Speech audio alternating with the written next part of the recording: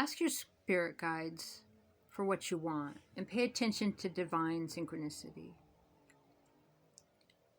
Spirit's saying now that we don't need to be in constant communication with our spirit. We need to listen. And our spirit guides know what we want.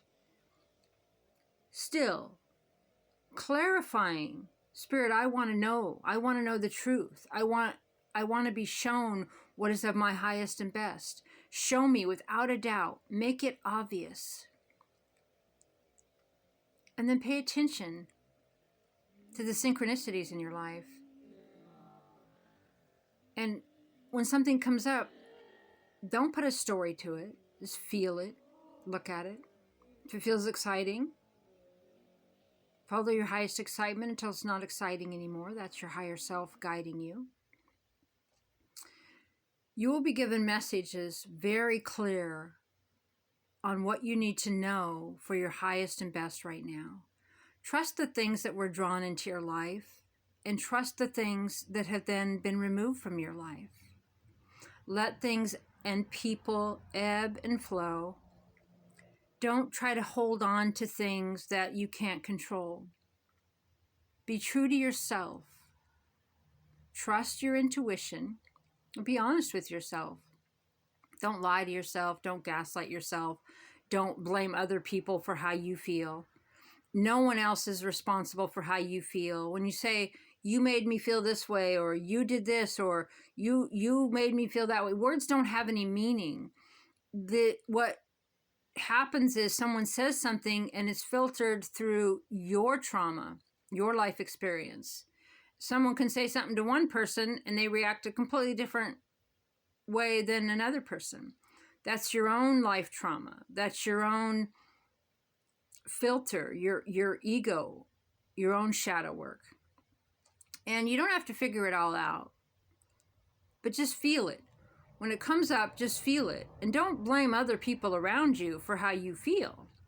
How you react to something someone else does or says that's nothing to do with you is your trauma, your filter.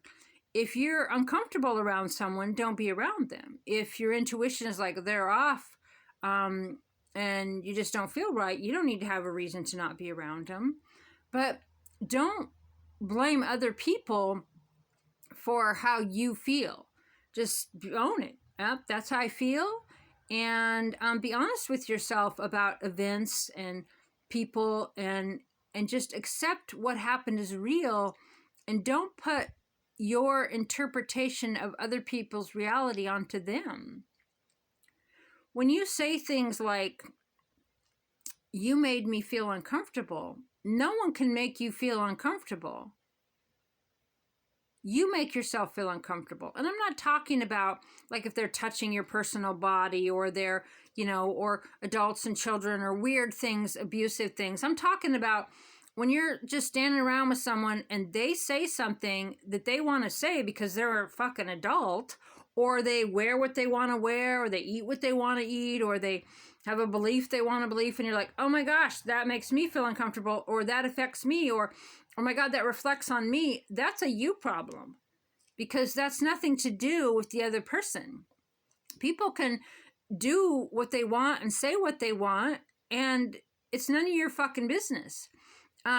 Whether you're out on a date with them or whether you're in the same room with them or at the same table as them, you don't get to be like, oh, I'm hurt because you were inappropriate, because I judge what you say. I'm uncomfortable with who you are. I'm uncomfortable with what you say because you're embarrassing me with your truth. What you eat, what you wear, who you talk to, it affects me because I'm your friend, or I'm in the same room or at the same table or in a relationship or out with you as two single gals, whether you know it or not. Your reaction to other people being themselves has nothing to do with them. And you putting that on them is abuse.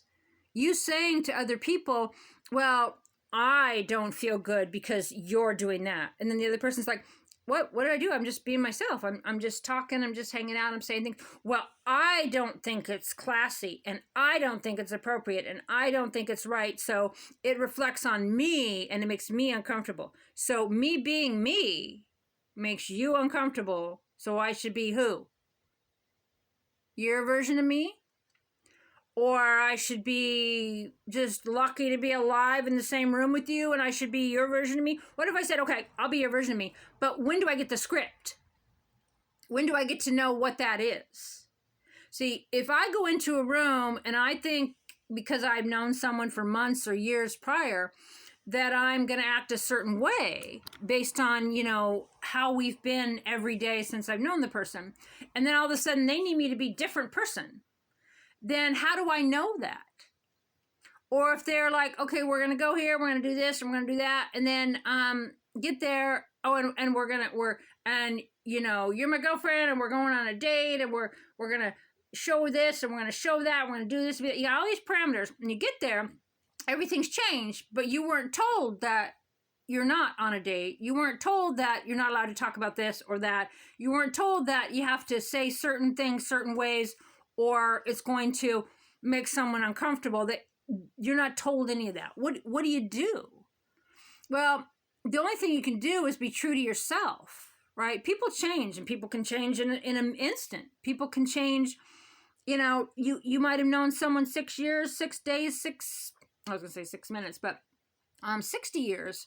That's a long time, but it doesn't matter how long you've known someone. If all of a sudden they're a different person, then they're a different person, and you have to adjust to that. If all of a sudden there's new rules, and you think, for example, that you're out on a date with someone who told you an hour before you were her girlfriend, and then come to find out days later that you were both there single on a Friday night, pretty shocking, right?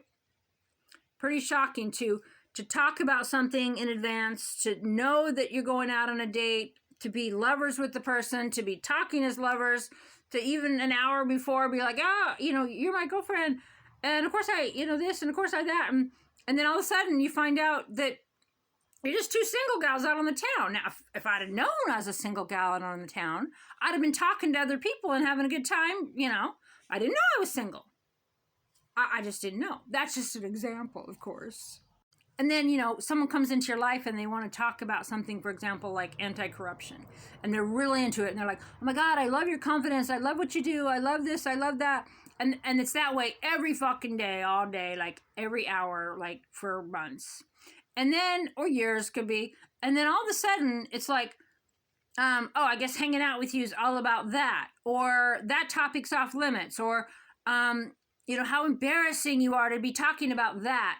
But the whole idea, and you can go back to messages for months, sometimes maybe even years, and you go, well, yeah, but they said this and this and this and this, so you're acting within who they were, and all of a sudden there's somebody different, and that's all of a sudden a you problem? No, that's their problem.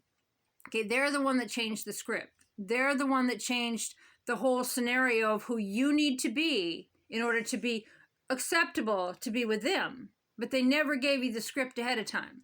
They need you to be a certain version of you so that they'll be comfortable with you, right? But then they don't let you know that. And then, of course, another little example. So you're hanging out with someone. They hold your hand. They come up next to you and put their body next to you. They're very intimate with you in the streets, walking around.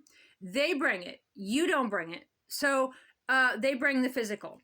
Then they talk about you taking them out and showing them off. They talk about you, all the things they're going to do to you and how they want to be with you in public.